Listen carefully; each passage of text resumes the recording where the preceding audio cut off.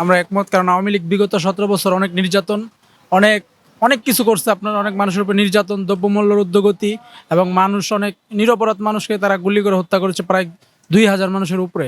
আমরা এই দলকে একদম ব্যান চাই, ব্যান করে দেওয়া হোক। তারা বলতেছে যে যদি জনগণ চায়, সরকার সরকার চায়, নির্বাচন কমিশনার চায়, তাদের তারা আপত্তি নেই। তারা তার বলে নাই যে না, আওয়ামী লীগ নিষিদ্ধ করা যাবে না। তারা বলছে যে এটা যে ভোটের মাধ্যমে আসলে জনগণই তাদেরকে আর কি রায় দিয়ে দেওয়া হবে, আর এই দলটা আস্তে আস্তে বিলুপ্তি হয়ে যাবে, আওয়ামী লীগ থাকবে না বাংলাদেশ। ঠিক আছে, এটা তো বিএনপি বলতেছে এই কথা। মানে বিএনপি চাইতেছে আর কি জনগণের মাধ্যমে আওয়ামী লীগ একদম নিশ্চিহ্ন হয়ে যাক, মানে আওয়ামী লীগ আর মাঠে থাকবে না। এটা চাইতেছে হলো বিএনপি এইভাবে।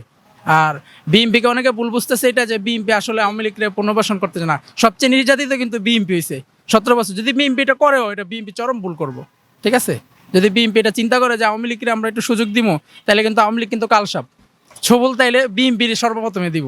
ঠিক আছে, তো বিএনপি যদি এটাকে ভুল মানে চিন্তা করে যে আমরা আওয়ামী লীগকে পুনর্বাসন করবো, তাহলে বিএনপি সবচেয়ে বড় চরম ভুল করবো।